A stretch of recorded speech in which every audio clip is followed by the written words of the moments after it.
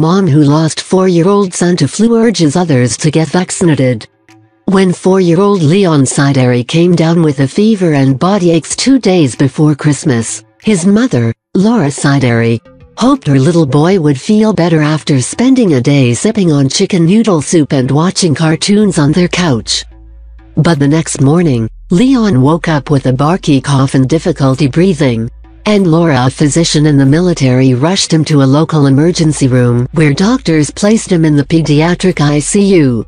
He was soon diagnosed with bacterial pneumonia and the flu, and his condition continued to worsen at a quickening pace.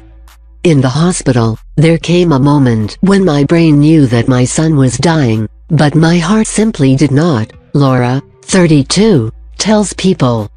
In medical training, I can remember similar moments in the critical care setting, where death approached like a train hurtling towards its final destination. However, as a mother, nothing can prepare you for watching your child die. Though he was scheduled to receive a flu vaccination only a few days later, Leon would die in the early morning hours of Christmas Day, just 48 hours after his symptoms appeared. He had no history of medical problems. In the end, there was simply shock, horror, helplessness and unbearable pain, Laura recalls.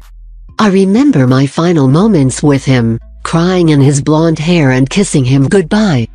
Now, Laura is hoping to raise awareness about the infection, and spur other families to get vaccinated before the flu season goes into overdrive, as even a week's time could make all the difference.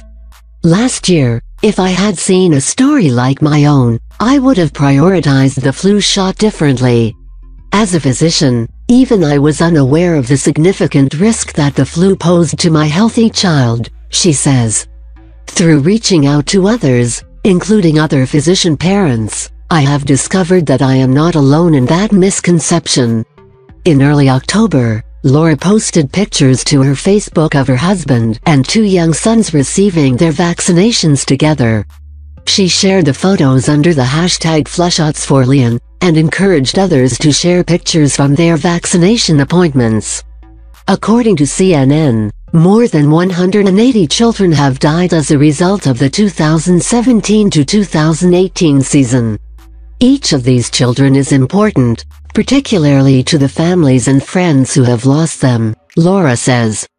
Leon is important to me.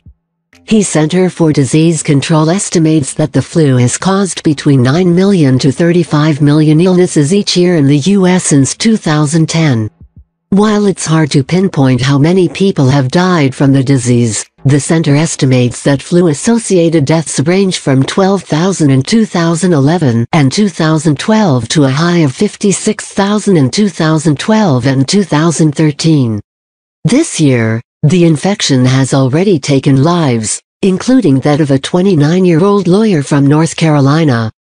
The CDC recommends getting vaccinated, as it can lessen the chance of catching the virus by 10 to 60%, though it doesn't guarantee that someone will not catch the flu.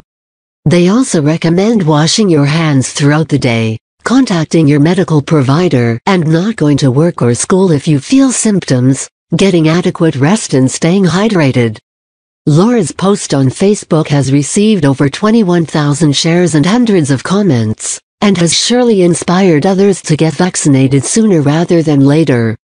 In doing so, Laura may have spared other families the pain she has endured since the loss of her son. Leon shaped me into a mother. He transformed my husband and me from a couple into a family, Laura says. When we care for our children as parents, we give them pieces of ourselves that cannot be returned. In losing Leon, I have lost part of myself. He has touched every fiber of my being and is never far from my heart.